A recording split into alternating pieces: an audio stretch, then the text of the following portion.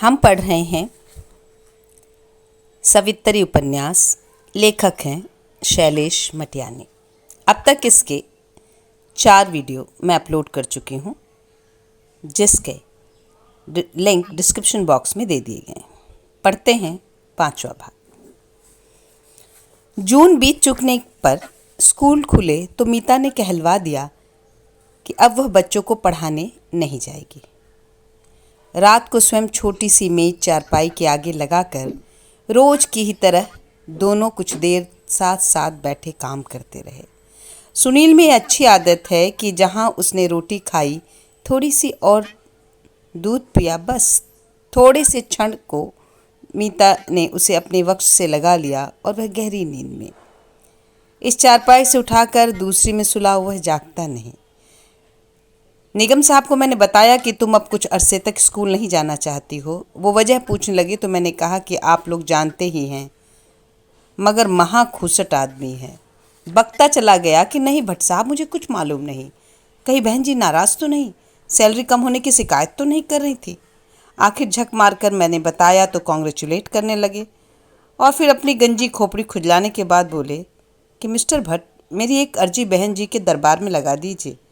कहिए तो लिख कर दे दूँ, बस सिर्फ जुलाई भर बहन जी आ जावें और चाहे क्लास ना लें, प्रिंसिपल वाले कमरे में बैठी रहें।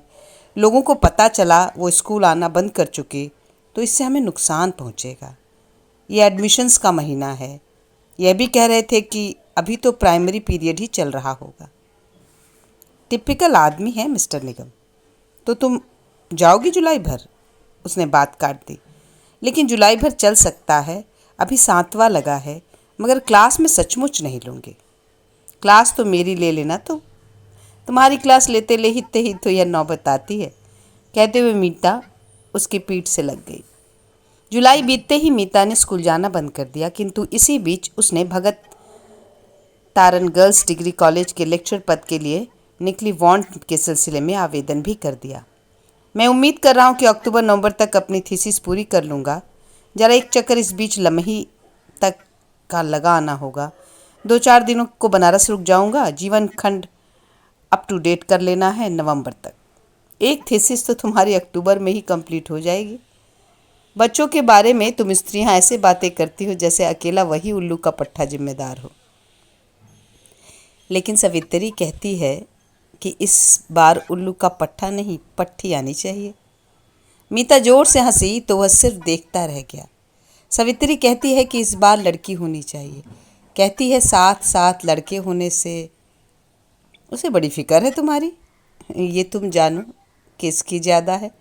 मगर आज अरसे बाद जिक्र चल पड़ा फिर उसका, तो एक बात बताऊं, हमारे मकान मालिक ने, वह बता रही थी, उसे कहा है कि सवित्री कहीं किसी का प्रेम में तो नहीं पड़ गया है। तुमने खुद गौर नहीं किया, उसमें काफ़ी परिवर्तन आ गया है।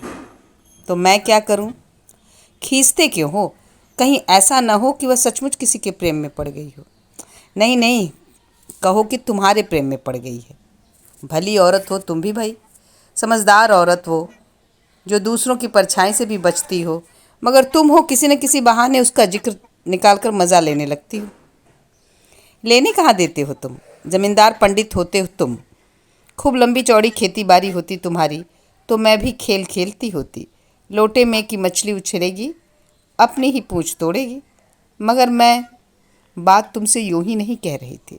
सवित्री खुद बता रही थी कि राधा भवन वाली तरफ जिन रेलवे वाले तिवारी जी के यहाँ काम पर जाती हैं दोनों बहनें, उनका लड़का उस पर डोरे डालने की कोशिश करता रहता है। बता रही थी कि कोई चिट्ठी भी लिखी है उसने, जिसमें शायरी वायरी भी कुछ थी। तुमने अपने पढ़ने को मांग लेनी थी सावित्री से, पुराने दिनों की याद ताज़ा हो जाती। कह तो गया जनार्दन, मगर तुरंत सहम गया कि कहीं इसे विनोद की जगह अपने ऊपर आरोप न समझ ले मीता। उसका चेहरा उतर गया। थोड़ी देर दोनों चुप रहे। अंतिम घूंट पीकर चाय की प्याली की किंचित जोर से रखे जाने की आवाज़ कमरे में भर आए सन्नाटे में साफ साफ सुनाई दे गई। मीता उठी और चाय की खाली प्यालियाँ उठाकर रसोई घर में रखाई। सुबह ही धोंगी आलस आने लगा। कुछ तो मैं मायके से ही आलसी थी, कुछ इस सवित्री ने हाथ पैरों को जंग लगा दी। लोकापवादों की फिक्र न होती तो मैं इसे हमेशा हमेशा को साथ रख लेती। बड़ा आराम देती मुझे। कहती मीता छत की ओर मुंह किए अपने बिस्तर पर लेट गई तो उसका माँ होना जैसा एकाएक उसके संपूर्ण देह पर उदित हो आया। हद औरत हो तुम। कुछ सामंतों राजाओं के किस्से तो सुने थे कि उन्हें अपनी रानियों के लिए पुरुष रखैल रखने का शौक हुआ करता था। तुम मीता इस प्रसंग को अब स्थगित ही करो तो अच्छा है। शिवचरण तो कभी कभी तुम्हारे पास आकर बैठता है, उसे कहो जल्द से जल्द शादी कर दे उसकी। मैं देख रहा हूँ जब तक शादी नहीं हो जाएगी तुम खुद उसे हटा नहीं पाओगे। आदमी तो खैर तुम पंडित हो, बहुत दूर तक की सोचते होगे एक बार शादी हो जाएगी सवित्री की तो फिर डर नहीं रहेगा। बहू जी से मिलने तो वह आया ही करेगी। आप छोड़ो भाई, ये पेज तो पूरा कर लेने दो। तुम तो जाने क्यों रोज सवित्री पुराण लेकर बैठ जाती हो। क्यों, तुम एक दिन खुद नहीं कह रहे थे कि ऐन मेरे दुर्गा पाठ के वक्त आ पहुंचती है। तुमने न किया हो मगर मैंने इरादा किया था कि शिवचरण को कहूँगा, मगर फिर संकोच में पड़ गया कि मैं कौन होता हूँ। उसका बेटा तो यहाँ से कहीं चला ही गया। सवित्री कह रही थी कि बाबू साहब के समझाने का उस पर बहुत गहरा असर पड़ा है। बहू जी, रात घर आया तो चेहरा उतरा हुआ, बहुत गुमसुम खोया खोया था। सुबह देखती हूँ कि बिस्तर पर नहीं। कह दिया था तुमने उससे। लड़का वह गैरतमंद लगता था, बुरी सोहबत में पड़ गया। मैंने यही समझा कि तुम दो बहनों के बीच के भाई हो, कभी किसी लंबे चक्कर में फंस जाओगे तो जिंदगी गारत हो जाएगी। बीमार और गरीब बाप सयानी होती जाती बहनों की कुछ फिक्र करो। खैर इतना तो कह सकता हूँ कि वह लड़का घर से निकल गया है तो ये उसके हक में ठीक ही हुआ है। मुझसे वह कबूल कर रहा था कि साइकिलों के फ्रेम के डंडों से अद्धा बनाने वाले गिरोह के सोहबत में भी वह रह चुका है। ये अद्धा क्या भला है? अरे देसी पिस्तौल और क्या। वह बताता था कि साहब पुलिस वाले तक खरीदते हैं। कुछ देर दोनों चुप रहे। जनार्दन ने कागज कलम समेट कर रख दिए। आज दोबारा चाय नहीं पियोगे? रहने दो मीता, आज सिर्फ थोड़ी देर पढ़ूंगा बस। वह उठी और रसोई घर की तरफ चल पड़ी। उसने गौर किया कि मीता के चलने में आयु के परिवर्तन को वह इस वक्त पहली बार महसूस कर पा रहा है। सुनील के वक्त तो वह शुरू के दिनों में ही मायके चली गई थी और फिर लगभग 3 वर्ष वहीं बीत गए। कैसे अपनी आंखों के सामने भी जीवन अबूझ सा बीतता जाता है। इतने दिन मीता यूं ही सामने रही, मगर इसको चलते देखकर किसी गर्भिणी मृगी को देखने की सी अनुभूति इससे पहले कहाँ हुई। मीता की रसोई घर से वापसी को भी वह वैसे ही देखता रहा। उसे चाय देकर मीता अपनी चाय लिए दूसरी चारपाई पर बैठ गई। बहुत दूर बैठने लगी हो मीता, उसने सुनील को ठीक से करवट करते हुए कहा। तो मीता ने धीमे से सिर्फ इतना कह दिया, बहुत नज़दीक आने की वजह से ही। कहीं उस तरह का कोई संकेत नहीं था, मगर जाने उसे क्यों लगा कि इस बार में भी सवित्री जुड़ी हुई है। मीता, आज मैं तुमसे इस लड़की को लेकर कुछ दो टूक बातें करना चाहता हूँ और तुम मजाक में लोगी तो अच्छा ना होगा। खास तौर पर बच्चा लाल वाले प्रसंग के बाद मुझे लगातार यह लग रहा है कि कभी बेकार की फजीहत न उठानी पड़े। मुझे अब समझ में आ रहा है कि मेन रोड पर पान की दुकान पर खड़ा बच्चा लाल अक्सर मुझे क्यों घूर घूर कर देखता है। हो सकता है उसका शक कभी यकीन की हद तक जा पहुँचे। ये निचले तबके के लोग मध्यवर्गीय लिहाज और दब्बूपन के कायल नहीं होते। यूँ भी मीता हम लोगों की छोटी सी गृहस्थी है। तुम्हारी वापसी से इसको शुरू किया है और अभी हमें अपने आप को ठीक से व्यवस्थित कर लेने में ही कुछ वक्त लगेगा। तुम्हारी बातें फिजूल है ऐसा मैं नहीं कहूँगी सुनील के बाबू, मगर जहाँ ये 10-11 महीने निकल गए, 2-3 महीने और निकल जाने दो। मैं खुद उसके व्यवहार में ऐसी बंध गई हूँ कि सवित्री अब तुम हमारे घर ना आया करो यह कहना मुश्किल हो गया। उसके काम की कुछ ऐसे आदी हो गई हूँ कि मालूम पड़ता है मेरा सोचा हुआ जान जाती है।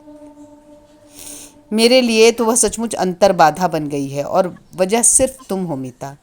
दूसरी कोई भी औरत इसे खेलने की चीज़ नहीं मानती, लेकिन आखिर निस्तार इसी में है कि मीता कि वह दूर हो जाए। समस्या इसलिए है कि तुम्हें भी इतना मोह है उससे, है ना? है तो वो निश्चित रूप से प्यारी लड़की। मैं अक्सर उसे बहन के रूप में भी देख लेने की कोशिश करता हूँ। हमारे समाज की बनावट ऐसी है मीता कि इसमें आदमी का जीवन बनने में चाहे जितना लगे, नष्ट होने में वक्त नहीं लगता। खास तौर पर प्लेन्स के शहरों की इन घनी बस्तियों में कैसा दमघोटू वातावरण रहता है। अक्सर कितनी मामूली सी बातों या घटनाओं को लेकर हंगामे खड़े हो जाते हैं। देखती तो हो जिस तरह और जितनी गंदी जबान में यहाँ के लोग आपस में बागवेदी की स्तुति करते हैं। जनार्दन, शायद अपनी रौ में धारा प्रवाह बोलता जाता कि मीता ने बीच ही में टोक दिया, अरे सुनील के बाबू, इतनी लंबी तफसीलों में जाने की ज़रूरत क्या है? जब खुद कहते हो कि बहन के रूप में देखने की कोशिश भी करता हूँ तो फिर समस्या रह ही कहाँ गई? आज क्या है सोम? अरे परसों ही तो रक्षाबंधन पड़ रहा है, राखी बंधवा लेना सभी तेरी बहनियाँ से।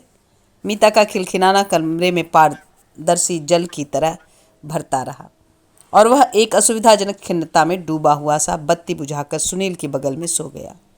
अक्सर रात सोते वक्त बत्ती बुझा देने के बाद के अंधेरे में मीता का बोलना ज़्यादा मुखर हो जाता रहा है, मगर आज उसने पाया कि मीता जल्दी ही गहरी नींद में सो चुकी। आजकल मीता स्कूल नहीं जाती, इसलिए उसकी वापसी तक सुनील से बंधे रहने की जरूरत नहीं रह गई। दूसरे जो 3 घर और हैं उसमें चूल्हा चौका झाड़ू पोछा कम से कम सुबह के वक्त का अकेली गणेशी ही निपटा लेती है और गृहिणियों का झींकना बना रहता है कि सवित्री तेरा तो अब हवा का सा चलना हो गया है, जब तेरी मर्जी हुई आ गई, नहीं हुई नहीं आई। सामान्य दिनों में न सही समय, मगर त्यौहार उत्सव के दिनों में गृहिणियाँ उसे पहले ही सहेज रख लेती हैं। सवित्री कल तुझे भी जरूर आना है, श्रीमती अग्रवाल ने कल शाम ही को जोर देकर कहा था। सवित्री बेटी, सुबह तुम भी जरूर आना, रात को चाहे फिर ना आना। रक्षाबंधन के लिए सारे काम सुबह ही रहते हैं। अग्रवाल परिवार में काम करते वक्त ज़्यादा वक्त नहीं हुआ, मगर जनार्दन के अलावा कहीं दूसरे परिवार में जाना थोड़ा अच्छा लगता है तो फिर यहीं। मुख्य सरोकार तो गृहिणी से ही होता है और बिंदा देवी सिर्फ बोलने में ही बिटिया बिटिया नहीं करती, बल्कि व्यवहार में भी स्नेह बरतती हैं। दोनों लड़कियां भी सहेलियों के से आप नापेक से बात करती हैं, मगर समस्या की तरह अगर वहाँ कोई मौजूद है तो अनुराग, अग्रवाल दंपत्ति का छोटा बेटा। उम्र क्या होगी इसकी? यही सवित्री के आसपास, ज़्यादा से ज़्यादा 20-21। सवित्री मीता के घर का सुबह काम जल्दी ही निपटा लाई। छोटा परिवार है और अभी अकेला सुनील। जनार्दन को राखी बांधने वही राजपुर वाली बुआ आएंगी और सवित्री इसलिए और भी जल्दी खिसक आई है। अब शाम के वक्त जाएगी, हालांकि मीता बहुत कहती रही कि इस वक्त यहीं खा लेना। खाने का आग्रह तो श्रीमती बिंदा देवी की ओर से भी है और दोनों लड़कियां जिद करेंगी। गणेशी दूसरी 2 जगहों पर जाएगी। गंगवा घर पर रहता था तो कभी इतना ध्यान रहता नहीं था। गरीबों के घर त्यौहार भी आता है तो दाढ़ निकाले आता है। किसी मेले ठेले में भले ही निकल पड़े, पर घर में त्यौहार की चहल पहल जैसी चीज़ कहाँ। आज रक्षाबंधन है, मगर शिवरत चरण यह कहता निकल गया है कि तुम दोनों को तो त्योहारी में ही खा लोगी सवित्री, हम कहीं स्टेशन पर कुछ खा लेंगे। आज बार बार गंगवा की याद आ रही है। आंखों से दूर होकर ज़्यादा नज़दीक हो गया है। लगने को हमेशा डर लगा रहता है कि लोफर उचक्कों की सोहबत में जाने कब जेल चला जाए या छुरेबाजी का आखेट हो जाए, मगर अब घर वीराना सा लगने लगा है। दोनों बहनें एक दिन पहले से ही कैसी तैयारी में लगी पड़ी थी कि कल रक्षाबंधन है। देख देख कर मन में हुक उठती थी कि जाने गंगवा ससुर कहाँ होगा और किस हालत में। अनुराग को रंगीन साइकिल पर राधा भवन से सब्जी मंडी की तरफ निकलता देखकर फिर तेजी से गंगा की याद आई है, और शायद उसने अनुराग को टकटकी लगाकर देखा है, इसलिए तो उसे आंख मारने का अवसर मिल गया। कोई दूसरा होता सवित्री आग हो चुकी होती। इस बनिया छोरे को देखकर उसे जाने क्यों गुस्सा नहीं आता। मीता के सामने इसकी हरकतों का जिक्र करते हुए इसके लिए एकाएक ही बनिया बच्चा संबोधन निकला था मुंह से, और निहायत सटीक लगा था। हालांकि यह उम्र या कदकाठी से बच्चा होने की सारी हदें पार कर चुका। उम्र क्या होगी इसकी, यही 20-21, लगभग हम उम्र और सूरत सीरत से कुल मिलाकर बबुआ लगता है। शातिर किस्म के लड़कों की जगह स्त्रियों को लेकर इसकी आंखों में ही नहीं बल्कि चेहरे पर की त्वचा पर तक कुछ कुछ बेवकूफ़ी का सा भाव तैराता है, और अपने काफ़ी मोटे शीशे तथा सुनहरी फ्रेम वाले चश्मे में यह बाज वक्त सचमुच उल्लू का पट्टा नजर आने लगता है। ऐसा यह कई बार पहले भी कर चुका है। बिंदा देवी या स्वाति और चित्रा के कहने पर इसे कुछ देने या किसी और काम से वह जब भी इसके निकट गई है, 2-4 क्षण को भी आंख मिली है इससे कि इसने तुरंत झपकी ली है। काइयापन इसमें कतई नहीं होता और सवित्री के पेट में हंसी का गोला सा घुमड़ता है, मगर वह बिंदा देवी या स्वाति चित्रा पर अपना मनोभाव प्रकट नहीं होने देती। अलबत्ता इससे एक बार धीमे से जरूर कहा था, क्यों भैया जी, आँख में फूस तो नहीं पड़ गई। इसने खिसियाकर अपना मुंह गोल गोल सा कर लिया था और मुंह फेरकर सीटी से कोई फिल्मी धुन बजाने लगा था। यूँ अक्सर यह माउथ ऑर्गन की लॉलीपॉप की तरह मुंह में लिए रहता और स्कूल जाते वक्त यदि सवित्री पहुंचती है तो सैंडो बनियान और अंडरवियर में होकर कपड़े बदलता है। अग्रवाल ऐसे नहीं है। सवित्री की पति उनमें बड़े बुजुर्गों की सी मर्यादा और स्नेह से भरा व्यवहार है, मगर वे इसकी तरह अनुभवों के कोरे नहीं लगते। इसे देखकर तो बस पूंछ उठाकर उछलते कूदते बछड़े को देखने की सी अनुभूति होती है। जनार्दन के आगे खुलकर बोलते झिझक होती है। हालांकि ऐसे कई अवसर आए हैं जब वह और जनार्दन घर पर एकांत में रहे हैं और मीता और सुनील को लिए कहीं पड़ोस में गई रही हो, और दोनों में निहायत औपचारिक तौर पर ही सही सुख दुख की बातें भी हुई हैं।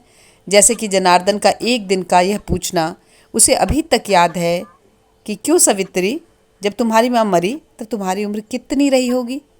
सवित्री का भी अभी जिसे दुनिया देख चुकना कहते हैं, इससे गुजरना हुआ कहाँ है, मगर इतना समझ लेती है कि अक्सर आदमी को कुछ ऐसी बातें करनी पड़ती हैं जो उसके मंतव्य को ढांके रहें।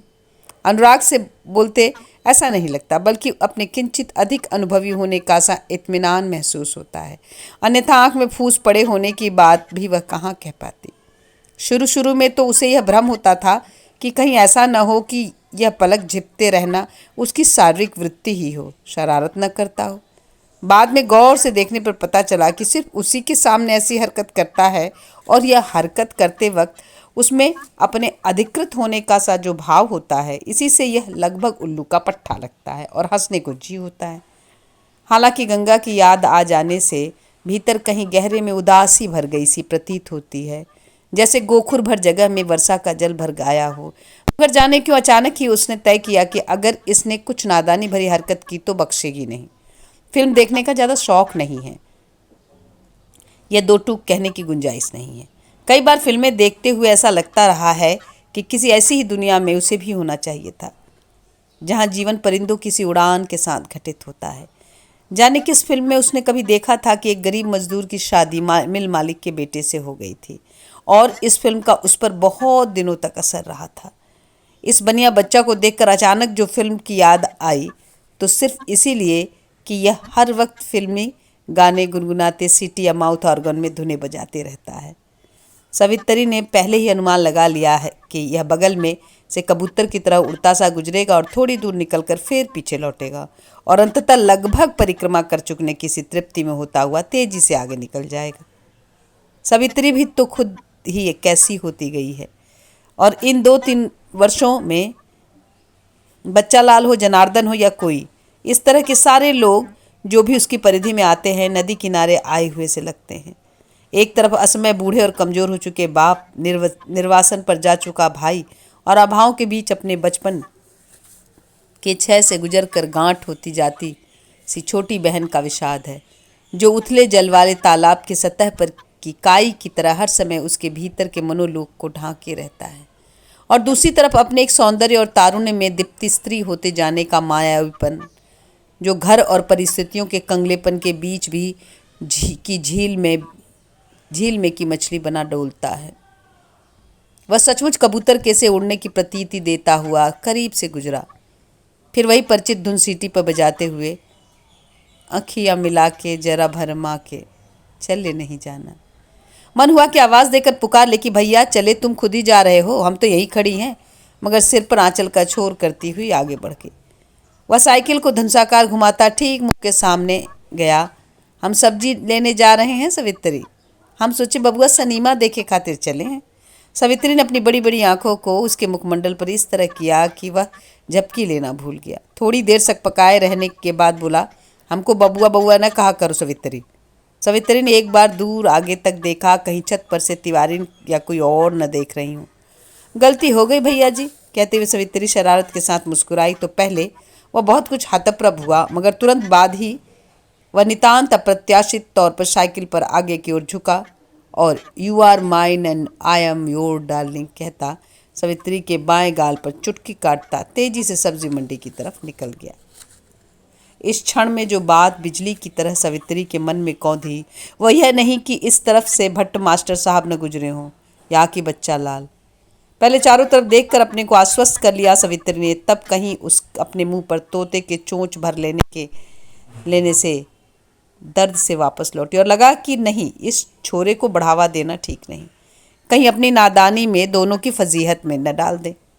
उसका सोचना मन पर हावी होता गया और उसके चलने की रफ्तार अपने आप तेज हो गई। घर पहुंच जाने पर सवितरी ने पूरी तरह अपने आप को काम में खपा दिया।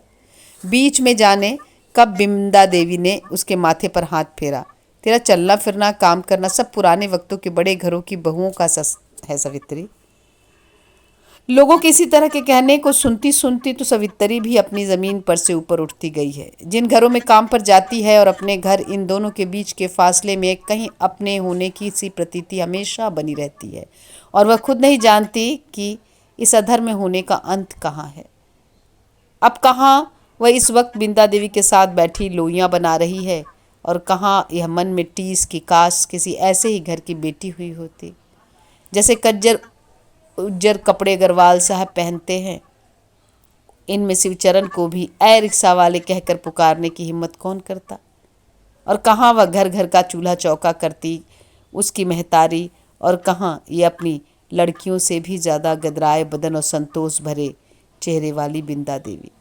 बड़े चमचमाते कांसे के थाल में राखियाँ, रोली, अक्षत, फूल और बूंदी के लड्डू सजाए। स्वाति, चित्रा अनुराग को राखी बांधने आगे बढ़ी तो अत्यंत विनय के साथ एकाएक ही सवित्री ने निहायत धीमे स्वर में कह डाला, अम्मा जी, हम भी बांध लें भैया जी को राखी। बिंदा देवी ने लगभग चौंकते हुए उसे घूरा, लेकिन अगले ही क्षण उसके होठों पर हल्की सी स्नेह भरी मुस्कुराहट आ गई। अरे क्यों नहीं, तू बता रही थी कि गंगा कहीं बाहर चला गया है। अकेले भाई का आज घर में न होना सभी बहनों को बुरा लगता है। बड़ा श्रीराम दिल्ली में है, सो दोनों बहनें याद कर रही थी कि लिफाफे में भरकर भेजना एक बात है, भैया की कलाई अपने हाथों में लेते हुए राखी बांधने का सुख इसमें कहाँ। स्वाति, तुम लोगों के बांधने के बाद ये सवित्री बिटिया भी बांधेगी राखी मुन्ना को। ये तो भावना का त्यौहार है, इसमें राजा रंग सब एक है। रानी कर्मवती ने तो मुसलमान राजा को राखी बांधी थी। बिंदा देवी बोलने पर आती हैं तो भव्य होती चली जाती हैं।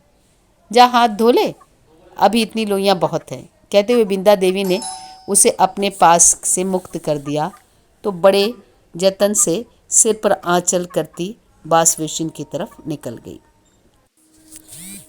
अग्रवाल साहब रसोई घर से लगे कमरे में ही आराम कुर्सी पर पसरे कोई अखबार पढ़ रहे थे। आरती करने के बाद स्वाति और चित्रा राखी बांधने लगी तो उसने आवाज़ को बाप के कानों तक पहुंच जाने से रोक रखने की सावधानी में लगभग फुसफुसा कर कहा, हमें नहीं बंधवानी है इस महरीन के हाथों से राखी। उसके कहने में निहित खीज को लक्ष्य करते हुए दोनों बहनों ने एक दूसरे की तरफ देखा और कुछ कहने की जगह स्वाति ने बूंदी का लड्डू उसके कह लेने के बाद भी अधकुले से रह गए मुंह में ठूंस दिया और फिर दोनों बहनें एक साथ जोर जोर से खिलखिला उठी। क्यों भाई, क्या बात है, क्यों ठहाके लगा रही हो दोनों बहनें। अग्रवाल की भारी आवाज़ कमरे में गूंजी, उसका अस्तित्व अपने आप में दबता चला गया। सवित्री धोती के छोर के साथ हाथ पोंछती, माथे पर ठीक से आंचल करती देव कन्या होने के से आभिजात्य को आंखों में भरे उसके करीब पहुंच गई तो उसने अपने आप को एक तरह की हतप्रभता में पाया और दोबारा यह कहने का साहस नहीं जुटा पाया कि सवित्री से राखी नहीं बंधवाएगा। सवित्री ने देखा वह कुछ बदहवास और रुआंसा सा हो आया है और यह पहला अवसर है कि उससे आंख नहीं मिला पा रहा है, जबकि इससे पहले वह इस तलाश में चौकन्ना दिखता था कि कब वह उसकी ओर देखे। सवित्री ने उसकी कलाई को लगभग घनिष्ठता के भाव से अपने हाथों से स्पर्श किया और राखी को किंचित कसकर बांधा। यह देखकर उसे हंसी फूटने को हुई कि उसका चेहरा काफी कड़वा हो आया है। वह बहनों के बीच घिरे होने और पिता की उपस्थिति के बीच निरुपाय हो चुका सा दीन सा दिख रहा था और स्वाति के कहने पर सवित्री ने मोतीचूर का लड्डू उसके मुंह की तरफ बढ़ाया तो उसने लगभग झपट्टा मारकर अपने हाथ में ले लिया और उसे स्वाति के घूर कर देखने तक मुट्ठी में भींचे रहा। अखबार एक तरफ रखते हुए अग्रवाल साहब ने विनोद भरी शरारत के साथ कहा, ठीक किया सवित्री बेटी, जो बनिया के बछड़े को रस्सी से बांध दिया।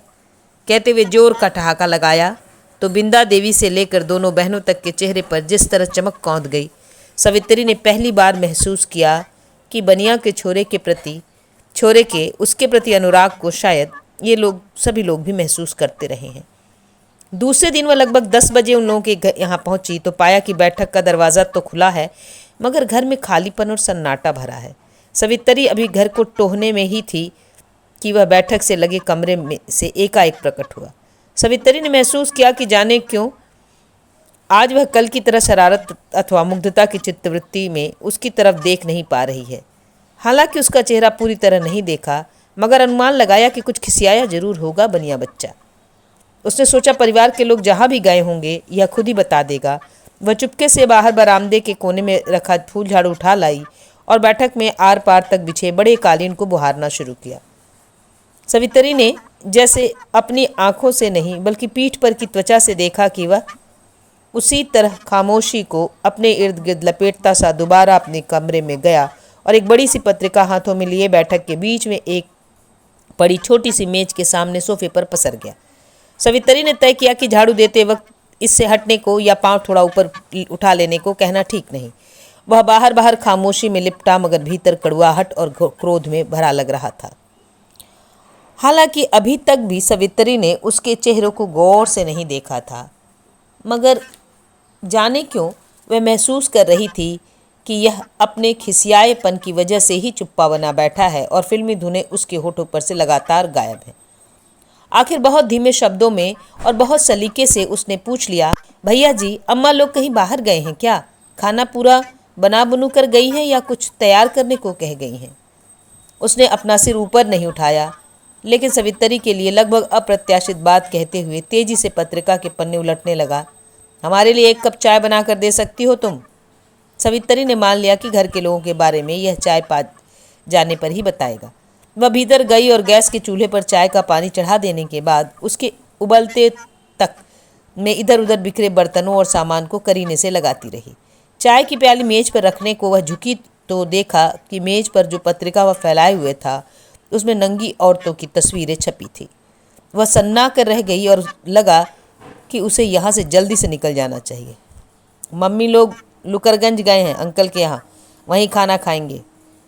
उसके मुंह से निकलने को हुआ कि भैया जी, आप नहीं गए हैं तो क्या आपका खाना बना देने को हमें कह गई हैं अम्मा जी? मगर उसने अपने को रोक लिया कि कहीं सचमुच इसने खाना बनाने को कह दिया तो उसे रुकना पड़ जाएगा, और साफ है कि यह राखी के धागों से उस अर्थ में नहीं बंधा है जिसकी उसने और घर के लोगों ने अपेक्षा की थी। बछड़े के अर्थ में भले ही बंधा हो। सवित्री ने तय किया कि अच्छा भैया जी से कह देंगे कि दोबारा शाम के वक्त आवेंगी हम। कहती हुई एक बार भी बाहर बरामदे में निकल चले और फिर वहाँ से तेज कदमों से फाटक के बाहर। सड़क पर पहुँचने के बाद यह पीछा नहीं करेगा। उसने इरादा किया कि चाय की जूठी प्याली तस्तरी को धोकर रख जाने की प्रतीक्षा करने की ज़रूरत नहीं, और नीचे सरक गई धोती को माथे पर करती फूल झाड़ू हाथ में लिए वह बरामदे की दिशा में इस तरह बढ़ी जैसे झाड़ू बाहर बरामदे के कोने में रखकर तुरंत बैठक में आना हो। मगर उसकी सारी सावधानी और मानसिक प्रतिक्रियाओं को वह जैसे अत्यंत पैनी नज़रों से देख रहा था। उसने जिराफ की सी त्वचा में हाथ को आगे बढ़ाते हुए सवित्री की कलाई को काफ़ी कसकर थाम लिया। तू क्या समझती है लौंडिया कि राखी बांधने से तू मेरी सचमुच की बहनिया बन गई? सवित्री पहले तो सहम उठी, लेकिन फिर तमक कर उसने उसकी तरफ देखा। हालांकि वह अपने तई पूरी आक्रामक मुद्रा बनाए था, मगर चेहरे पर उसके कुछ ऐसी बदहवासी का भाव था कि सवित्री को लगा कि कहीं अपने खुले हाथ से उसने कसकर झापड़ मार दिया तो वह रो पड़ेगा। अचानक ही सवित्री ने अपनी कलाई छुड़ाने के लिए जोर से हाथ झटका तो वह सवित्री और अपने बीच की मेज से टकराया और चाय प्याली तस्तरी के साथ ही उसकी आंखों पर का चश्मा भी झटके से नीचे जा गिरा।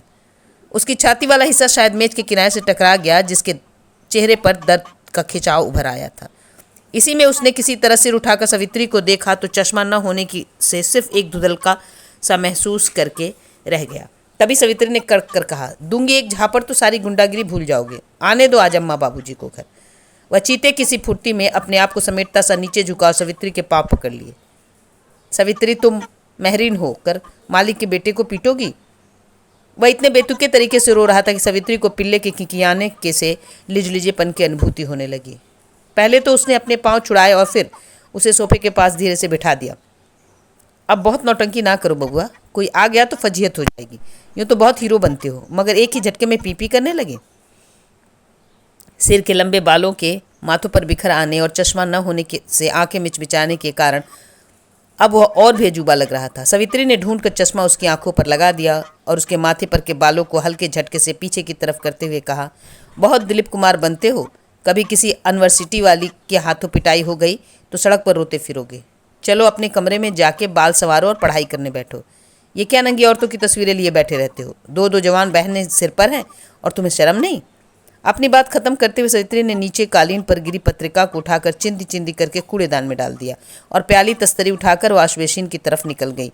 मेज पर पोंछा लगाने के बाद वह बाहर निकली और कूड़ेदान के फाटक बाहर आकर सड़क के किनारे की नाली में उलट आई। बैठक में लौट आई तब कहीं ध्यान आया कि इस सारे झमेले में खुद काफ़ी अस्त व्यस्त हो गई है। संयोग की बात की आज बिना ब्रेसरी पहने ही चली आई है। वह उठकर सचमुच सीधे अपने कमरे में चला गया था। अब सावित्री को अनुभव किया कि इस बीच तेजी से जो कुछ घटित हो गया इसे वह खुद ठीक ठीक नहीं समझ पा रही है कि यही होना चाहिए था या नहीं। हालांकि उसने अपनी बदहवासी में यूं ही कहा था, मगर तय है कि उसने यह कल्पना नहीं की होगी कि महरिन की औकात के बाहर की कोई चीज़ कहने जा रहा है। खुसुर फुसुर या मजाक में ही नहीं, अक्सर ये सुनने में आया है कि वह शायद शिवचरण से नहीं तो क्या वह खुद अपनी माँ की नियति में पहुँचने के करीब होती जा रही है। माँ बताती थी कि उसकी शादी के सिर्फ 11 वर्ष की उम्र में हो गई थी। सावित्री 20 की होने को आ गई और उसका उगना गमले में पेड़ के पौधे का उगना जैसा होता जाता है। कम उम्र में ही उसकी भी शादी हो गई होती तो दुख सुख जो होते होते यह अपनी आंखों को गड़ने वाली लगने वाली विडंबना न होती। झाड़ा पोछा निपटा लेने के तक वह प्राय सारा प्रसंग धूल की तरह उसके अंदर बैठ गया। अब वह वापस लौटने लगी, जाने की बात सोच रही थी और हम जा रहे हैं कहते हुए निकल जाना चाहती थी, मगर कठोरता बरतना उससे हो नहीं पाता है।